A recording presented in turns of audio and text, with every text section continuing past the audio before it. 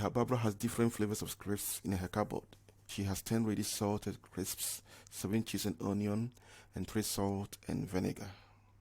Barbara is going to take 2 crisps at random. Work out probability that 2 crisps will never be the same flavor. Okay.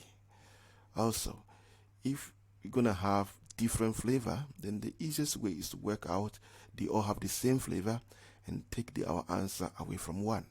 So you're going to begin by working out as if you're looking for the same flavor. Same flavor will be ready salted, cheese and onion, salt and vinegar, and salt and vinegar. So we have 20 in all. So not same flavor is 1 minus probability of same flavor, like I said before. So these are the options: ready salted and ready salted, cheese and onion, salt and vinegar, So first ready salted is 10 out of 20, but the second ready salted will be 9 out of 19. Cheese and onion will be 7 for the first one out of 20, but the second cheese and onion will be 6 out of 19. Like I said, there's always a pattern for the denominator, so you need to be mindful of that.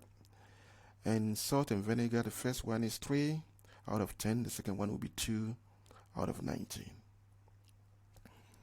And that gives you 138 over 380. That one is for same flavor. So not same flavor will be 1 minus 138 over 380. And that will give us 242 over 380. Sometimes you may be asked to simplify, but I always leave it as the original probability. So thank you for watching. Hope you've enjoyed it. Subscribe if you're new to this channel, and see you next time. Thank you very much. Bye.